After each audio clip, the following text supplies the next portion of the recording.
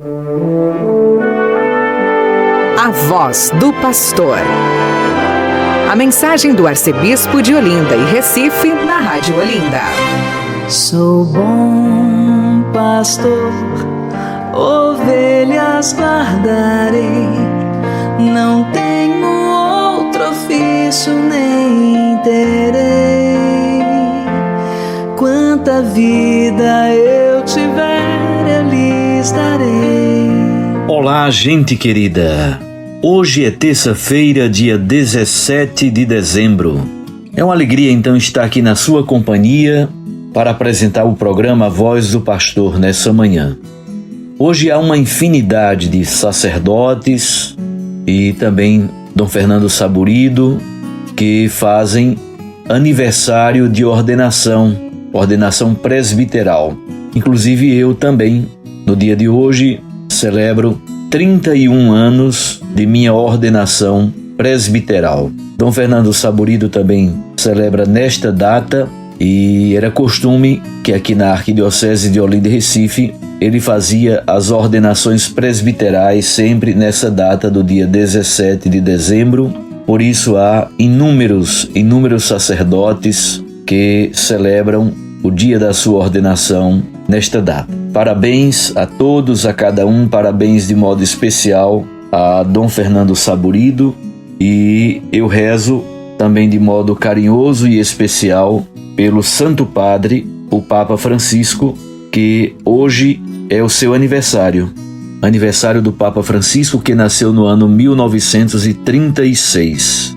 Os padres da Arquidiocese que fazem aniversário hoje: Padre Adailton, Padre Antônio Diego, Padre Antônio Neto, Padre Carlos André, Padre Charles, Padre Danilo Rogério, Padre Douglas Severo, Padre Everton Murilo, Padre Givanildo Lima, Padre Everton de Castro, Padre Ivanilson, Padre Joatan, Padre José Amaro, Padre José Gustavo, Padre José Villanova, Padre João Batista Aragão, Padre João Henrique, Padre Caio Henrique, Padre Luiz Gustavo, Padre Marcelo Marques, Padre Marcos Paulo, Padre Marlon, Padre Paulo Dutra, Padre Renan, Padre Renato Mateus, Padre Robson Soares, Padre Rogério José, Padre Rubens Florencio, Padre Sérgio Muniz, Padre Valdenor, Padre Veridiano, Padre Walter e Padre Wellington.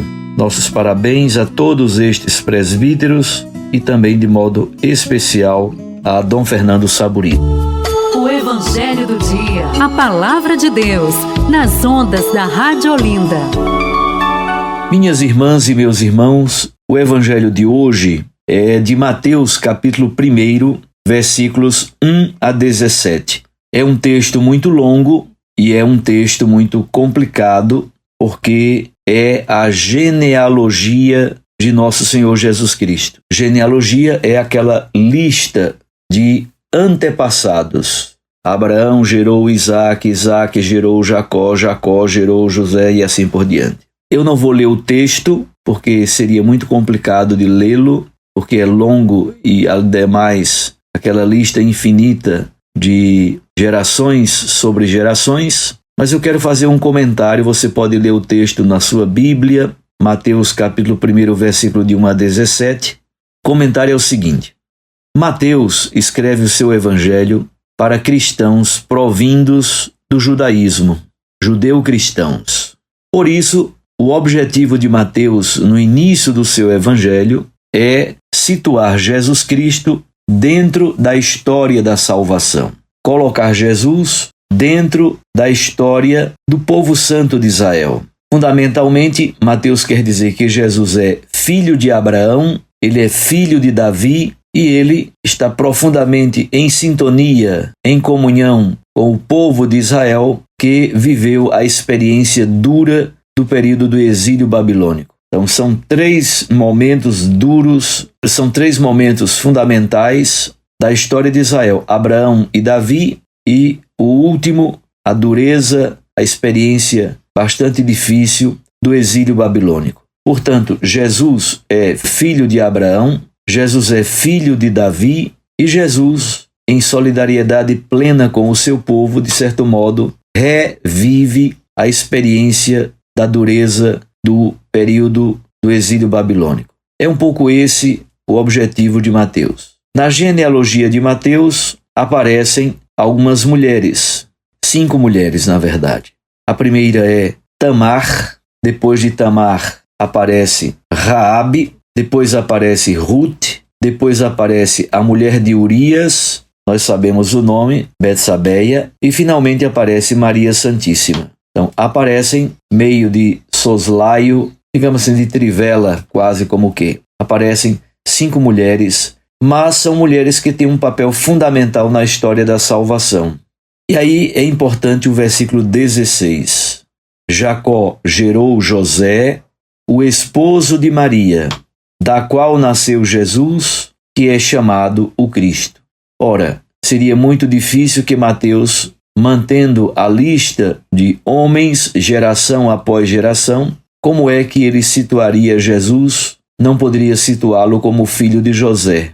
Ele então faz um deslize maravilhoso no versículo 16, deslizando belissimamente de José para Maria. Jacó aqui é o pai de José, que é o pai, chama-se teologicamente e do ponto de vista do direito, se diz pai putativo. Então José assume a paternidade legal de Jesus. Normalmente a gente diz pai adotivo, mas é uma palavra não muito adequada. Do ponto de vista do direito, ele é chamado de pai putativo, ou seja, se supõe que José é o pai de Jesus. As pessoas supõem que. Nós sabemos que não é o pai biológico, porque Maria permanece grávida antes, durante e depois do parto. No versículo 16, então, temos uma síntese. Jacó, aqui é o pai de José, Jacó gerou José, o esposo de Maria. E aí sim é introduzido nosso Senhor Jesus Cristo, da qual nasceu Jesus, que é chamado o Cristo. A palavra Cristo em grego significa Messias em hebraico. Então é um texto belíssimo, embora seja meio duro, difícil de ler, porque é uma lista de vários nomes um atrás do outro, mas o objetivo teológico é maravilhoso. Além do mais, o versículo 17 nos dá uma síntese apresentando a experiência em 6 gerações. De Abraão até Davi são 14 gerações. De Davi até o exílio são 14 gerações. Do exílio da Babilônia até Cristo são 14 gerações. 14 gerações são 7 mais 7. Portanto, são 3 ciclos de 7 mais 7. Desta forma, em Jesus, com Jesus está iniciando a 7ª etapa. Então, de Abraão a Davi, 14 gerações, 2 blocos, 2 setenários, 2 blocos de 7. 7 mais 7. De Davi até o exílio da Babilônia, 14 gerações, 7 mais 7. E finalmente do exílio até Jesus Cristo, 14 gerações, 7 mais 7. Portanto, com Jesus está iniciando o 7º setenário, assim digamos, o 7º bloco de 7 gerações. Nós então fazemos parte deste momento supremo da história da salvação. Momento lindo que é o tempo de Jesus, o tempo do reino e hoje vivendo o tempo da igreja. Muito bem. Gostaria também, meus irmãos, de responder uma pergunta que me chegou, feita por Fernanda Lima, lá de Apipucos. Ela diz: Dom Paulo, durante a missa, por que não se pode bater palmas em alguns momentos, como no final da consagração? Obrigado, Fernanda, por sua pergunta. É a famosa história da bater ou não bater palmas na missa. Bom, a instrução geral do missal romano nos diz uma coisa muito bela e muito simples. A Santa Missa é, por um lado, sacrifício. A missa é sacrifício. Basta ler a teologia da Santa Missa, a teologia da Eucaristia no Concílio de Trento. E isso não foi revogado no Concílio Vaticano II. Permanece plenamente a teologia sacrificial da Santa Eucaristia. Por outro lado, a Santa Missa é também banquete, é encontro festivo. Então temos dois trilhos sobre os quais caminha a teologia da Santa Missa. É sacrifício e é banquete. Por isso nós dizemos, o altar é ao mesmo tempo pedra, é ara para o sacrifício, mas é também mesa do banquete, mesa da ceia do reino.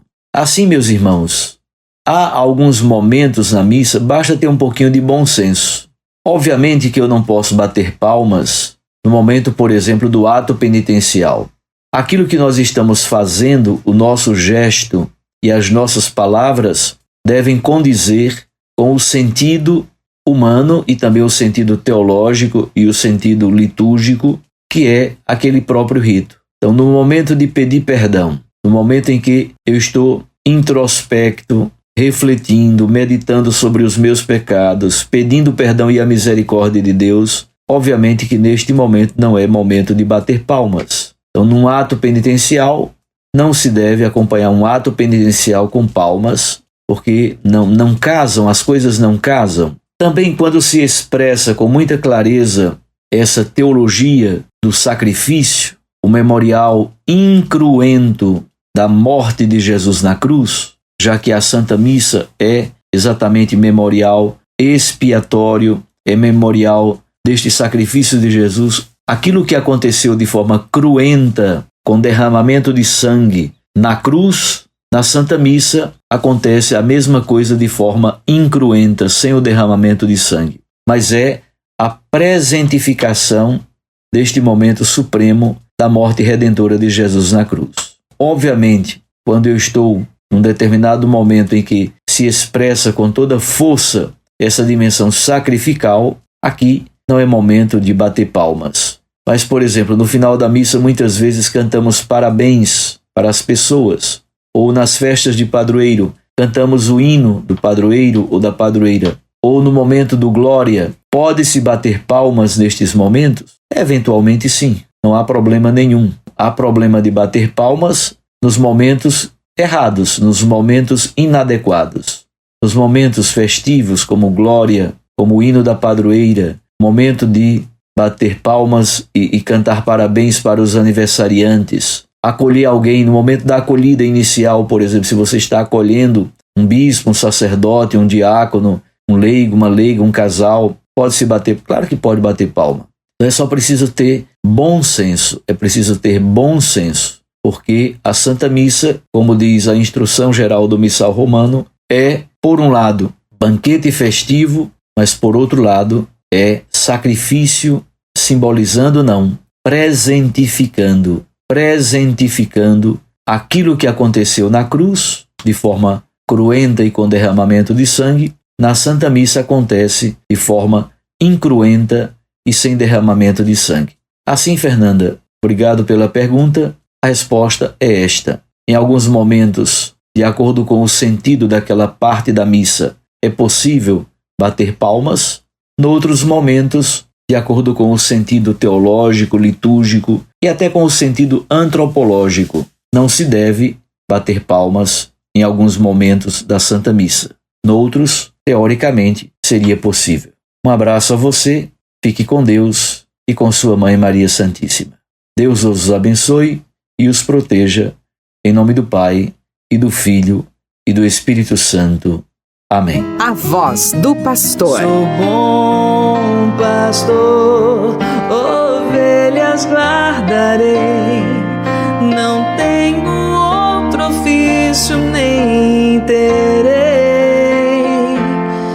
Quanta vida eu tiver, eu lhes darei.